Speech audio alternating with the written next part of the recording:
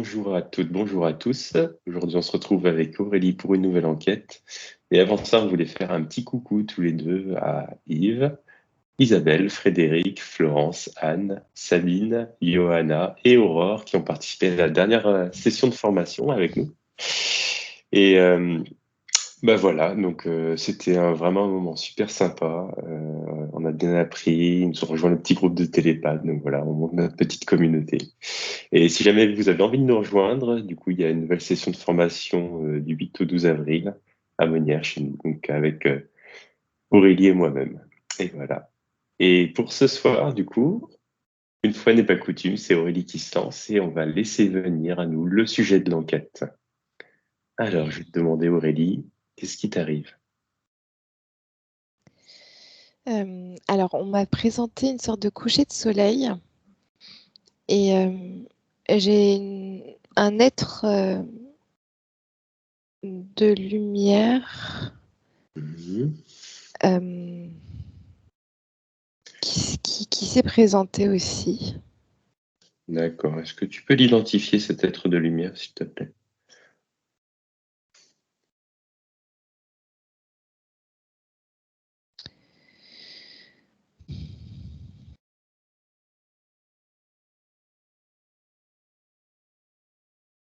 C'est comme si il voulait m'amener à m'expliquer des choses, à me montrer des choses en lien Mhm. avec ce coucher de soleil.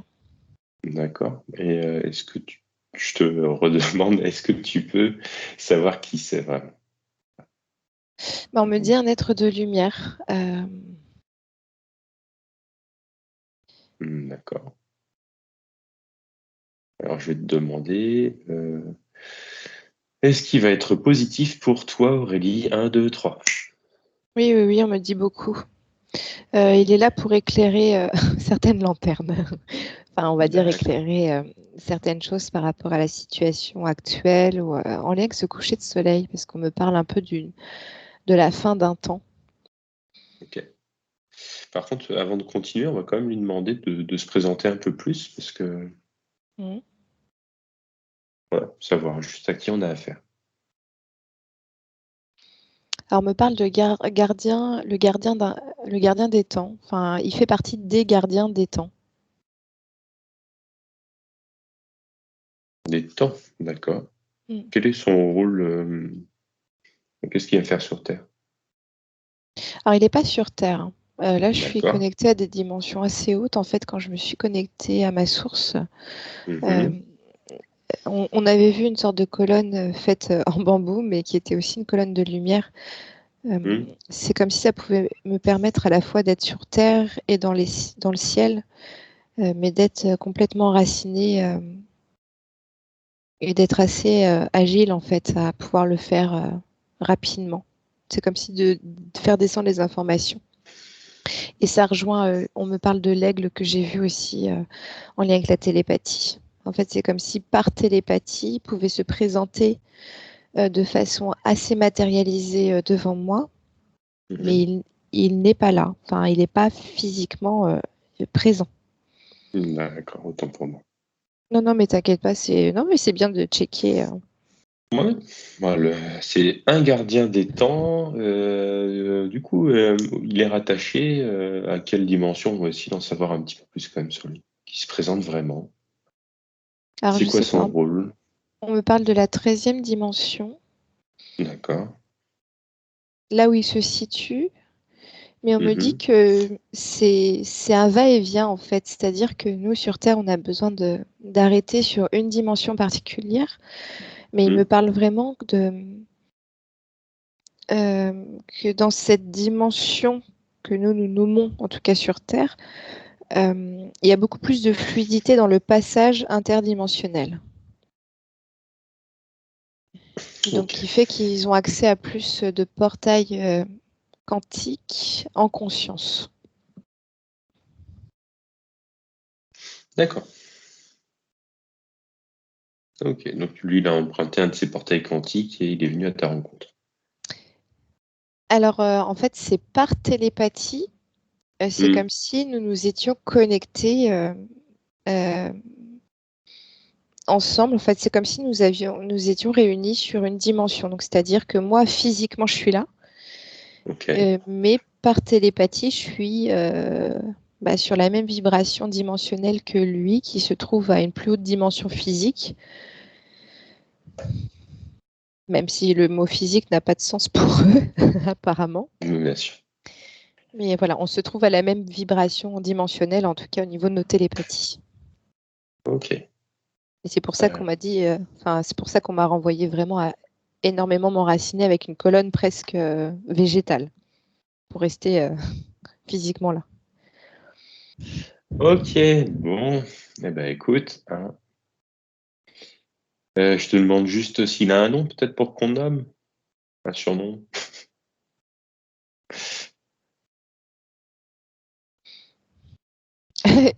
Ils me disent ce que tu veux.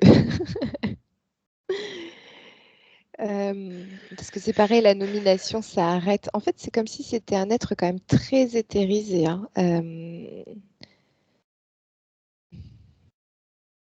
Et je vois comme un semblant d'elle, mais c'est comme si il me disait que j'ai besoin de me mettre une représentation, en fait, de cette énergie que je connais bien apparemment. D'accord. Mm. Ok. Bon, puisque toutes les vérifications sont faites, on va écouter ce qu'il a à nous dire.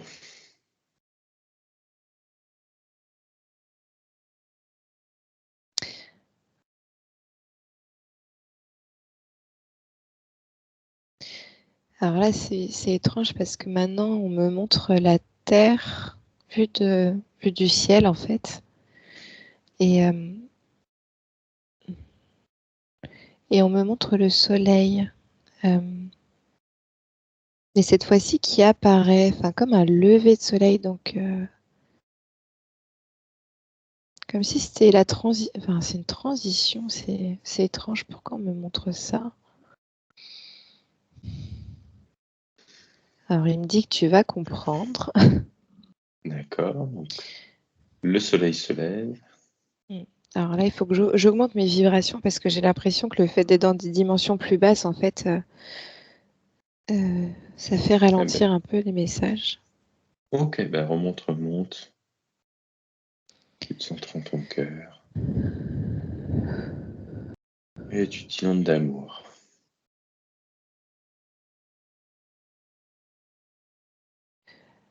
Alors, il me dit que la transition est en train de se faire. Alors, quelle transition. La transition d'un temps, le passage à... il me parle de saut quantique. D'accord. Alors, saut quantique. Est-ce qu'il peut être plus précis? Quel est l'état avant ce saut et quel sera l'état après? Donc, l'état avant, de quelle densité, de quoi on parle? Bah, quand tu dis l'état avant, on me remontre le coucher de soleil. Ok, Et l'état après, on me montre le soleil à son zénith. Euh, et je vois beaucoup de gens heureux, joyeux, tu vois, qui ouvrent les bras et qui sont vraiment tournés vers le soleil dans une plénitude. ok. C'est un saut temporel? Il me dit pas tout à fait. Mhm.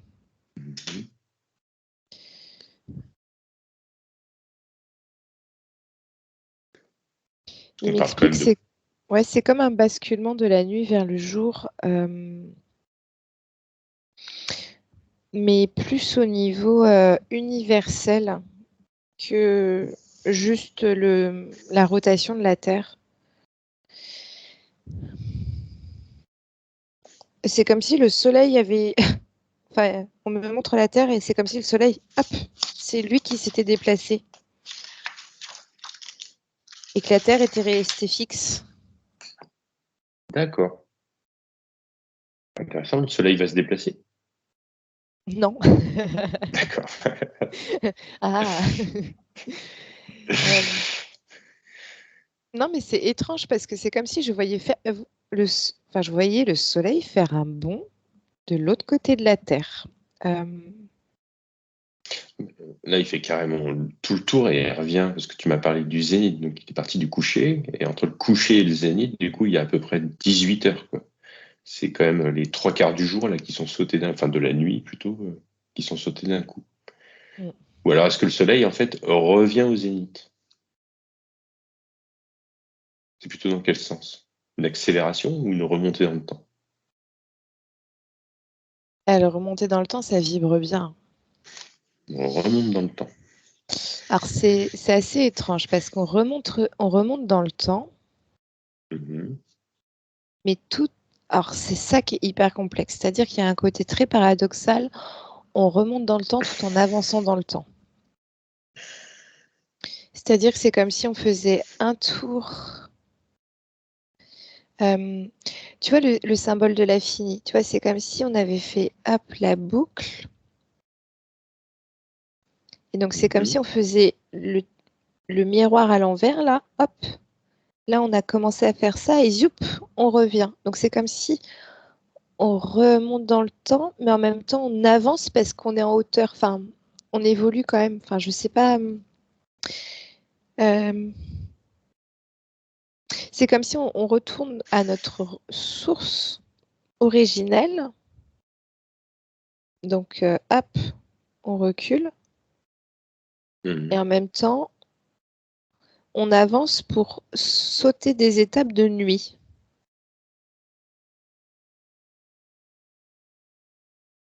C'est-à-dire qu'on passe la nuit. Mhm. C'est-à-dire que c'est comme si il m'explique en fait qu'on est en train de faire, on est en train d'être dans un virage où la nuit, l'ombre n'a plus d'espace, n'a plus de Ok. place à être. Alors, d'accord. De quelle nuit on parle là? Exactement, de quelle ombre on parle?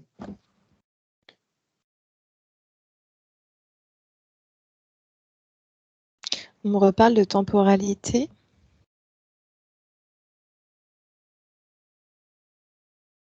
mais pas que. En fait, on me renvoie aussi à la Lune, qu'on a beaucoup fixé aussi le calendrier de par un calendrier lunaire et qu'il y a beaucoup d'espace-temps qui ont été créés par cette association au calendrier lunaire qui n'auront plus lieu d'être.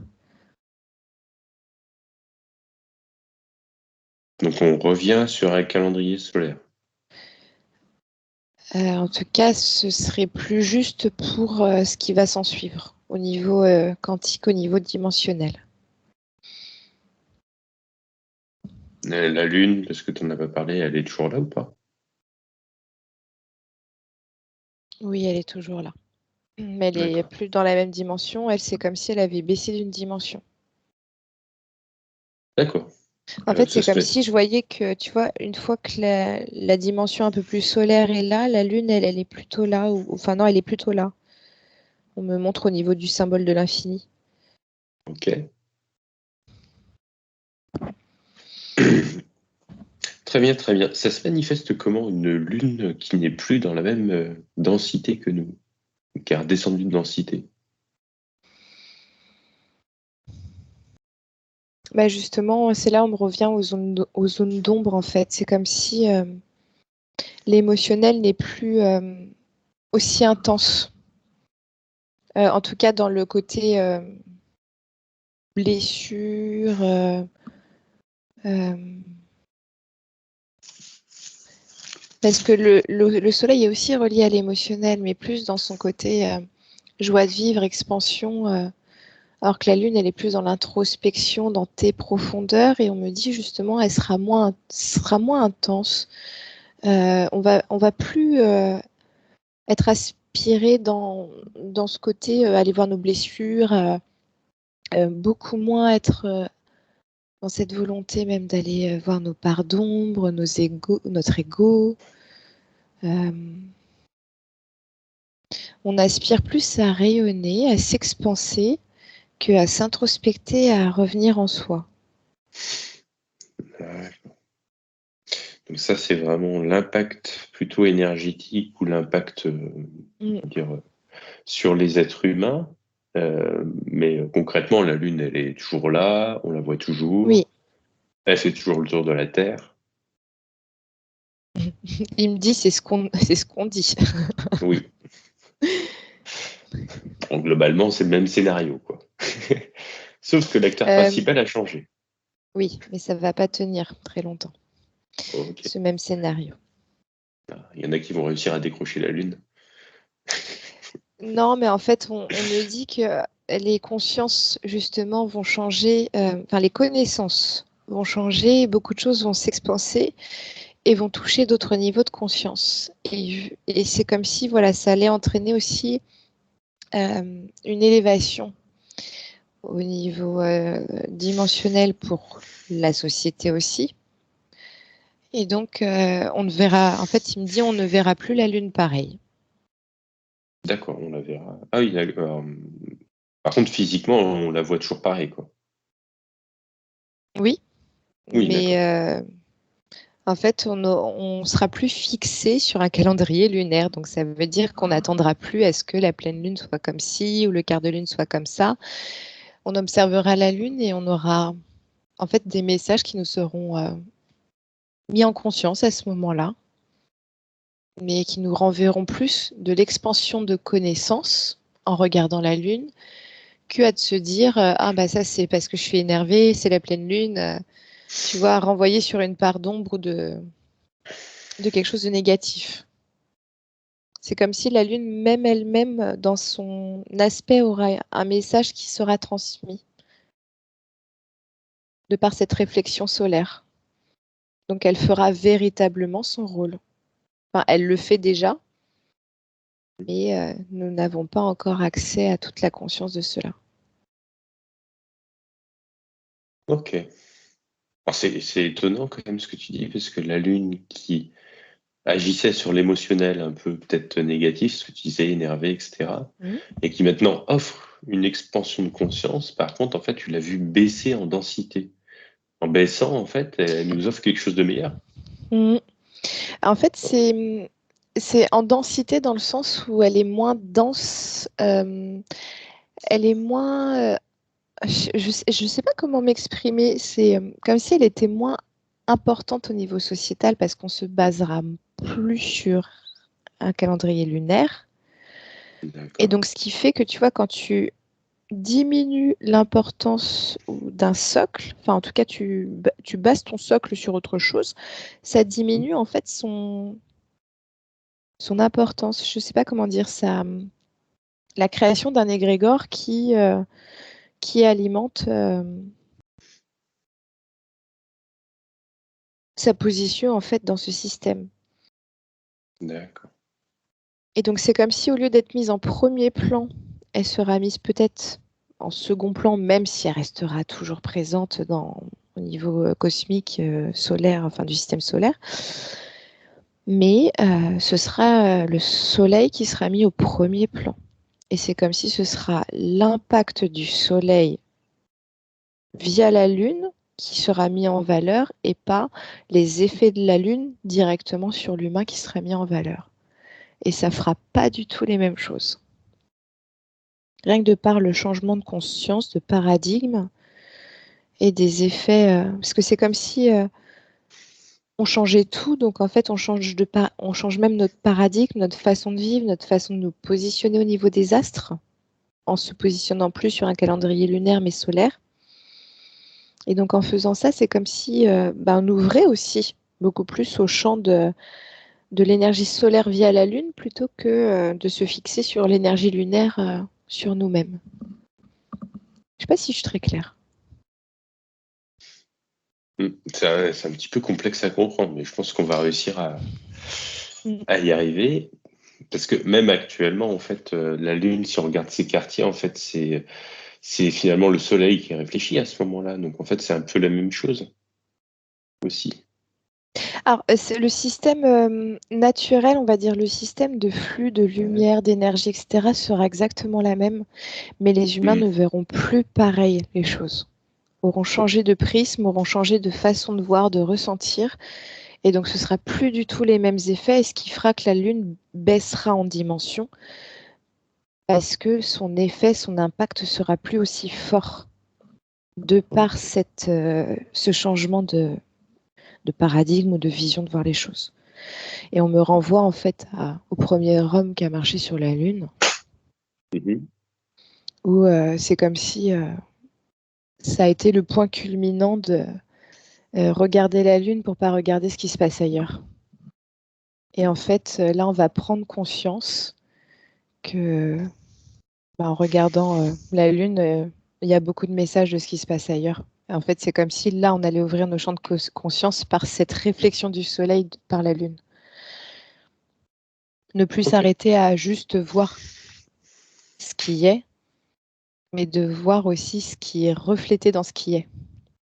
Et c'est comme Hmm. si là, on était dans une autre dimension quantique. D'accord. J'ai compris. Ok. Donc, on va fixer notre attention beaucoup plus sur le soleil. Bah, sur les effets qu'a le soleil pour Ouais. vraiment ouvrir notre champ de conscience. Très bien, très bien. Donc, tu es toujours avec ce gardien du temps. Pourquoi il te montre ça? Parce qu'il va y avoir beaucoup de révélations. Ah, donc on va beaucoup nous montrer la Lune. En fait, on va vouloir nous montrer la Lune, mais il y aura beaucoup de révélations justement sur le moment où on nous a montré la Lune Oui. et sur ce qui s'est passé à ces moments-là, en dehors du champ juste de fixation de la Lune. Et qu'il y avait beaucoup de choses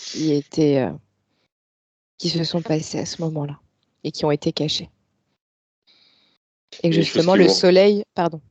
le soleil est là pour nous mettre, nous éclairer, on va dire, sur ce qui s'est passé, de nous défocaliser un peu de la Lune pour nous faire aller vers ce qui s'est passé aussi sur Terre. Donc, ce qui a été caché un peu la première fois, Mhm. 1969, si je me Mhm. souviens, ça risque de ressurgir maintenant aussi. Alors, on me dit beaucoup, énormément. Et tout ce qui s'est passé entre-temps. Un peu, un peu. Hmm. D'accord. Mais c'est comme si ce qui s'était passé en 1969, tu vois, je vois que c'est comme si tout le monde était fixé à regarder la Lune, même s'il y en a plein qui Hmm. étaient sur leur télé, mais tu vois, c'est la symbolique de regarder la Lune. Et pendant ce temps-là, en fait, je vois des personnes en fait magouiller derrière le Hmm. dos des gens à faire du trafic et, euh, et puis tu vois, à se frotter les mains en train de dire, bon, personne n'a rien vu. Et en fait, je vois que là, maintenant, c'est la période où le soleil va faire. C'est comme si les gens vont re-regarder la Lune, mais le soleil, cette fois-ci, va réfléchir la lumière de façon à ce que la lumière du soleil soit plus forte derrière pour que les personnes se tournent et voient enfin la réalité de ce qui était derrière le dos, quoi. Là, c'est très symbolique, hein, et ça me renvoie aussi sur l'enquête du flash terrestre où on voyait comme la Terre aussi qui émettait un rayonnement lors d'une éclipse Hmm. solaire Hmm. et qui allait faire aussi un peu devoir lâcher ou nettoyer le mental des personnes. C'est comme si aussi il y avait un effet comme ça qui allait faire que à un moment donné, il n'y a plus le choix de regarder la réalité en face. Mais c'est vraiment un effet aussi du Soleil et de la Lune et de leur changement dimensionnel. C'est ce qu'on me dit. C'est pas que au niveau sociétal où il y a le revers de la médaille. Non, non, c'est vraiment un effet du temps. Ok, très bien. Euh, à quoi c'est dû ce changement? C'était prévu? C'est un parcours du soleil? C'est un parcours de la Terre?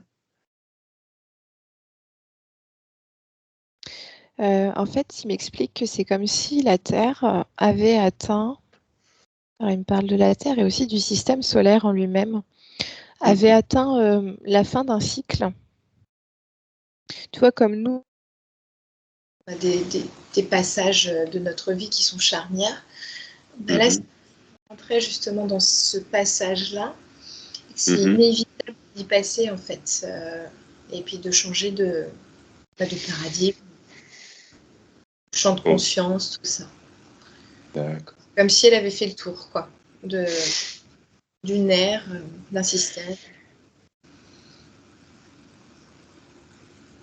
Ok. Dans l'astrologie aussi, on parle du passage, je ne sais plus si c'est dans l'ère du Verseau. Ouais, ça aussi. D'accord. Hop, je te laisse te recentrer un petit peu.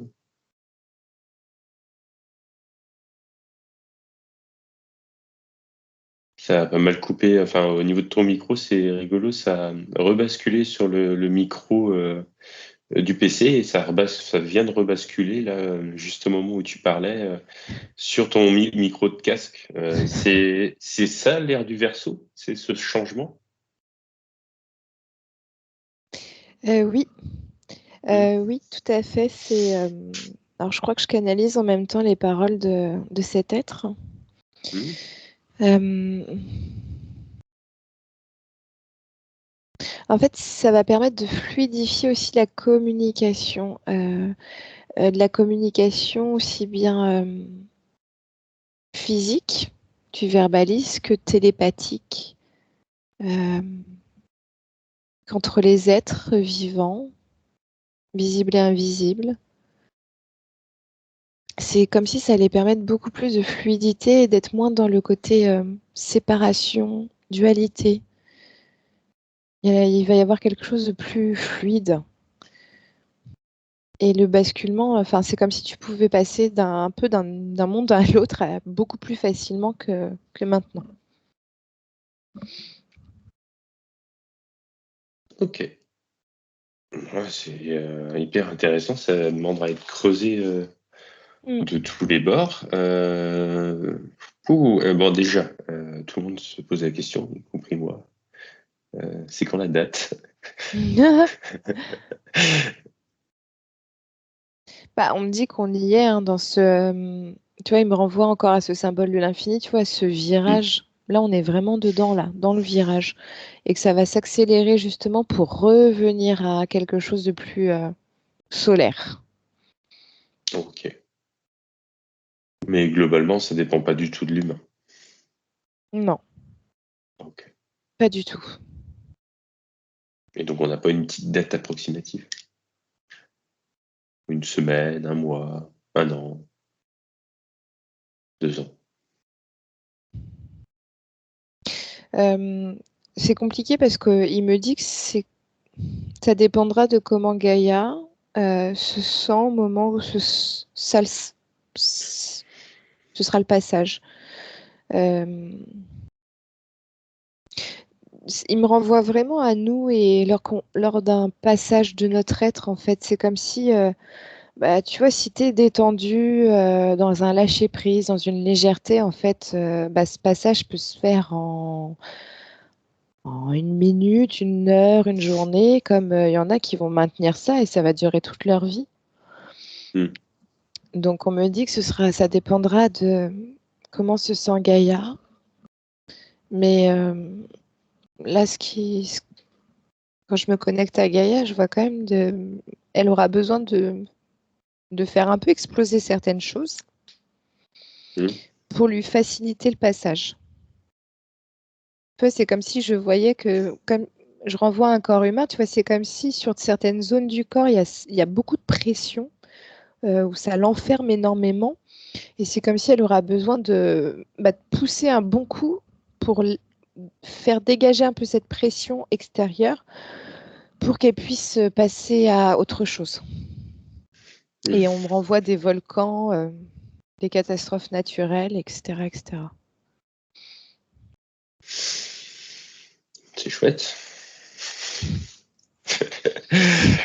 On va dire que c'est chouette pour elle parce que vraiment, enfin, c'est chouette pour elle. De toute façon, quoi qu'il arrive, Oui, on doit tous passer par là. Donc, elle n'a pas le choix elle fait partie de l'air, nous aussi.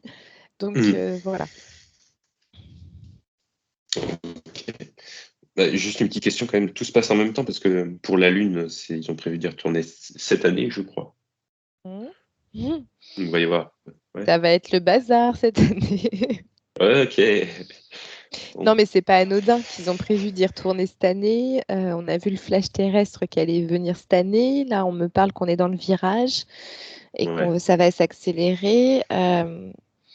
Donc voilà, après, par contre, il me dit, il n'y a pas de peur à avoir, en fait. C'est vraiment prendre conscience, en fait, de cette période et puis bah, pourquoi on est là, en fait. On est là pour vivre ça et puis on est là pour passer à une autre dimension, justement.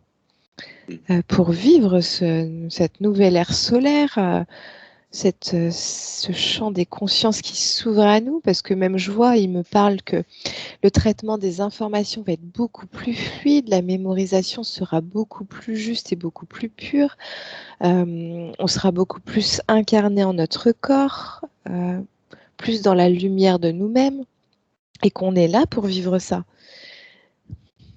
Donc il me dit, pas d'inquiétude à avoir, ça va être magnifique.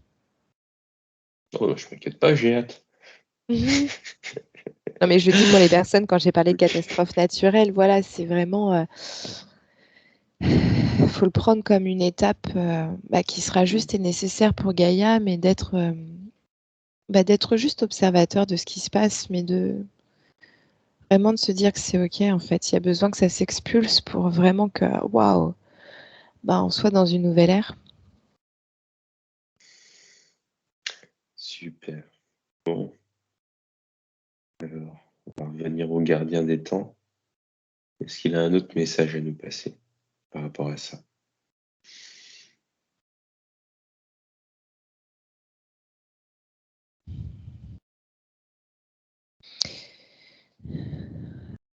Alors, est-ce qu'il a un autre message?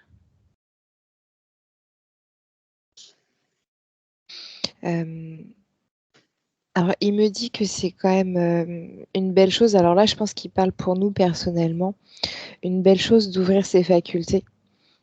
Parce qu'il nous dit qu'on est beaucoup plus réactive aussi aux vibrations et aux messages que nous amène toute énergie vivante. D'accord. Et que justement, pour ce passage, ça amène beaucoup de fluidité parce que j'avais vu au début de l'enquête une panthère noire qui se présentait à moi et puis elle me parlait de fluidité, d'adaptation, de vitesse. Et là, il me renvoie à ça sur ce côté où ça permet à... Enfin, il me renvoie à la panthère noire, en fait, sur ce côté où ça permet d'être quand même rapide, vivace. Et il me dit vive d'esprit et de pouvoir avoir tout de suite comme une information qui permet de diriger le corps de façon très intuitive. Et que justement, pour un passage où le temps, les vibrations vont s'accélérer, ça va permettre d'être moins dans la résistance et beaucoup plus vivace à agir ou réagir, parce qu'il me parle aussi de réagir. Tu vois, par exemple, d'aider quelqu'un, même de s'aider soi-même, de comment réagir face à une situation qui peut paraître vraiment étrange, qu'on n'a jamais connue finalement. Mhm. De ressentir si, je sais pas, ton corps tout de suite ce qu'il a besoin. Ben, c'est comme si Il a une. on... Pardon. J'avais demandé s'il avait un conseil sur justement les facultés à développer, pas en priorité, mais qui peuvent être les plus utiles pour cette période. Alors, il me montre juste au niveau de la cheville, juste devant là, euh, Mhm. au niveau du féminin surtout. Mhm.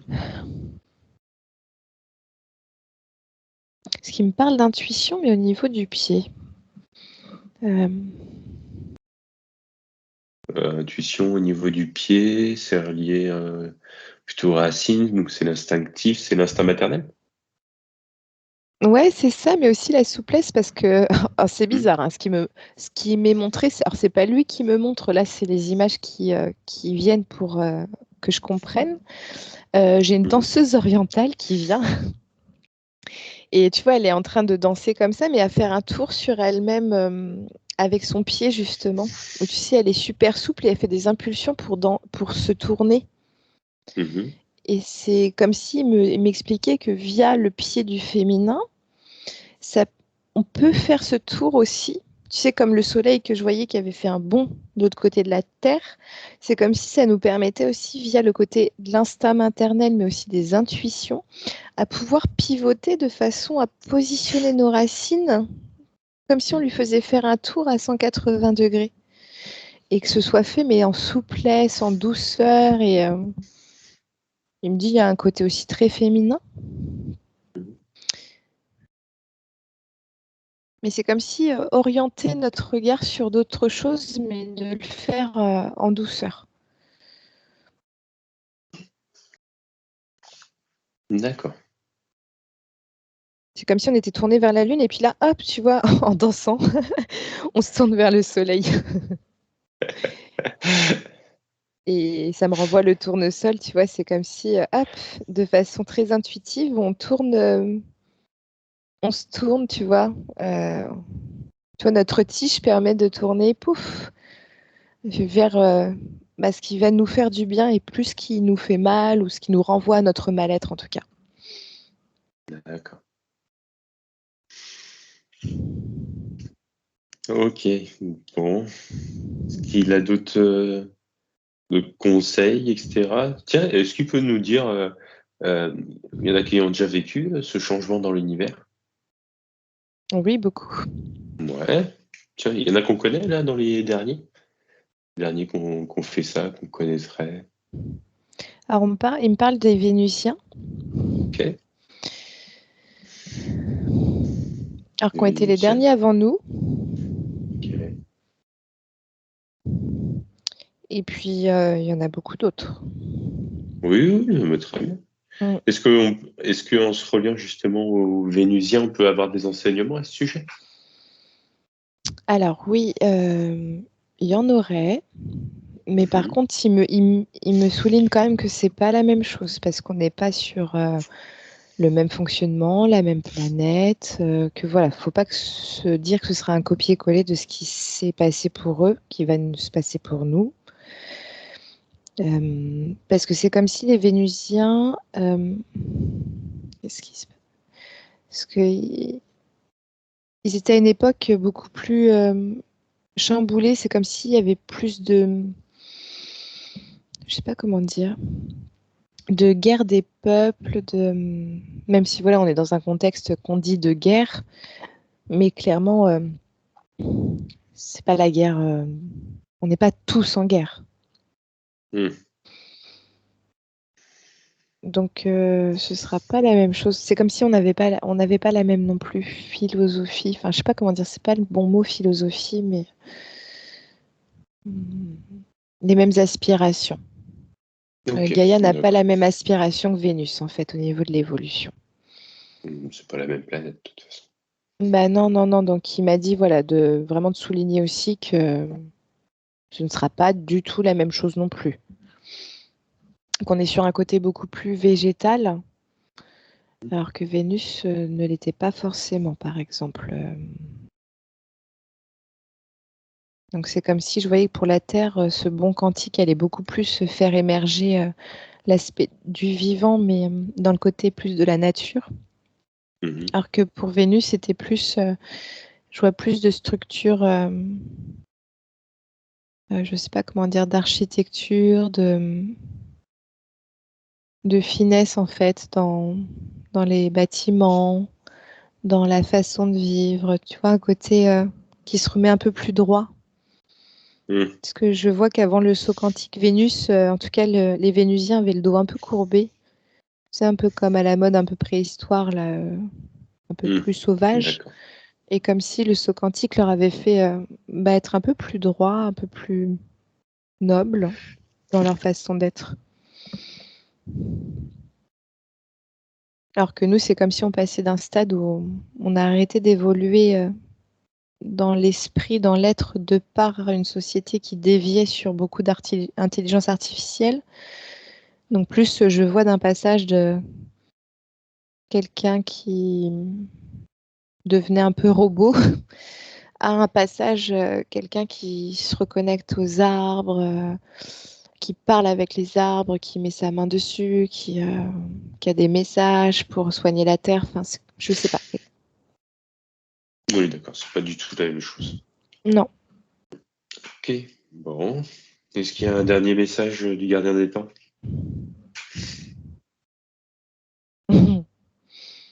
Alors, je sais pas si c'est une plaisanterie, mais il me dit attention, décollage immédiat. Ok, Non, est-ce qu'on... non. Ok, ben, juste pour savoir, on aura le temps de poster la vidéo ou pas? Oui. Ok, bon. Oui, non, mais après, non,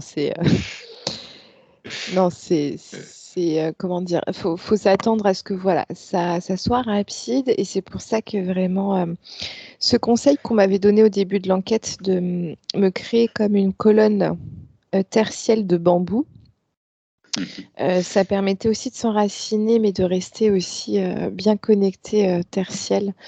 Vraiment, ça reste les conseils de ce que tu as dit lors de l'enquête du flash terrestre, c'est vraiment d'être aligné aux vibrations de Gaïa.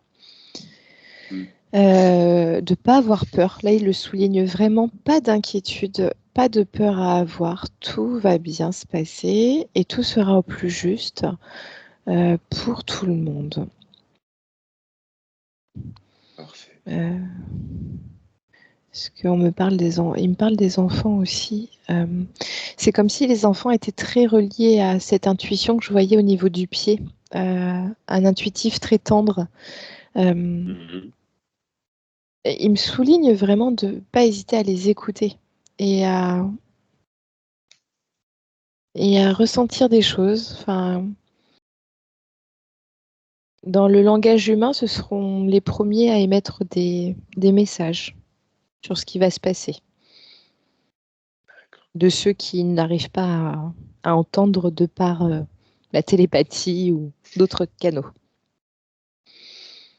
Très bien. Bon, ben, on va se laisser là-dessus. Et puis il dit de ne pas hésiter à demander à être guidé, ils sont là. Voilà. D'accord. Il a fini. Oui, c'est bon. Ok. Allez, bon, bah, du coup, merci Aurélie pour cette enquête. Merci à tous de l'avoir suivi. Et puis, bah, on espère avec Aurélie qu'on aura le temps de la poster quand même, que ça va pas décoller tout de suite après. Hein. Donc, on vous dit à la prochaine. Et n'hésitez pas à nous contacter pour des soins, pour venir en formation. Allez, à la prochaine. Au revoir. Au revoir.